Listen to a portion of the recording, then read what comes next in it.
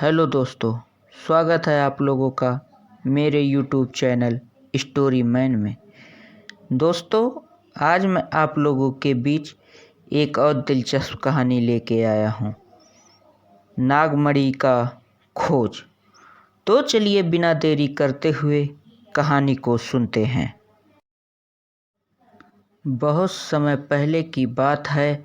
हिमालय की तलहटी में एक सुंदर गांव बसा था, शांत, हरा भरा, लेकिन रहस्यमय कहानियों से भरा हुआ। इस गांव में दो घनिष्ठ दोस्त रहते थे, आरव और विवान। दोनों बचपन के साथी थे और हमेशा कुछ नया करने की सोचते रहते थे। एक दिन उन्होंने गांव में एक बूढ़े साधु से नागमणि की कहानी सुनी, एक रहस्यमयी मणि जो नागलोक में छुपी हुई थी और जिसे पाने वाला व्यक्ति असीम शक्तियों का स्वामी बन जाता। आरव और विवान का रोमांच जाग उठा। वे तय करते हैं कि वे नागमणि खोजने नागलोक जाएंगे। साधु उन्हें चेतावनी देता है, नागलोक कोई साधारण स्थान नहीं। वहाँ के नागों की परीक्षा पास करना सरल नहीं। केवल मणि प्राप्त कर सकता है जो निस्वार्थ, साहसी और सत्यनिष्ठ हो। दोनों मित्र एक प्राचीन गुफा से होकर नीचे उतरते हैं, जहाँ नागलोक का द्वार था। गुफा रहस्यमयी थी। कभी रोशनी अपने आप बुझ जाती, कभी दीवारों से फुफकारने की आवाज़ आती। रास्ते में उन्हें 3 कठिन परीक्षाओं से गुजरना पड़ा। नंबर 1, भय की परीक्षा।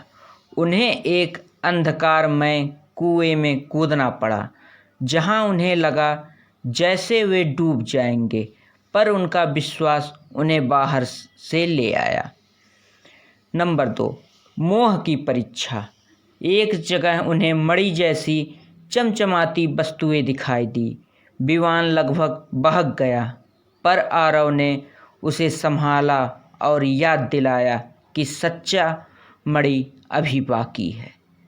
नंबर 3, सत्य की परीक्षा। अंतिम द्वार पर एक नागराज खड़ा था। उसने पूछा, अगर तुम में से एक को मणि मिले और दूसरे को कुछ ना मिले, तो क्या तुम तब भी एक दूसरे का साथ दोगे? आरव ने कहा, अगर मणि मेरे मित्र को मिलती है और उससे उसका जीवन बेहतर होता है, तो मैं सबसे बड़ा विजेता हूँ।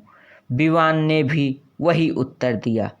नागराज मुस्कुराया और बोला, तुम दोनों ने मित्रता, त्याग और साहस का परिचय दिया है। यही सच्ची शक्ति है। फिर नागमणि को 2 भागों में विभाजित कर दोनों को दे दी।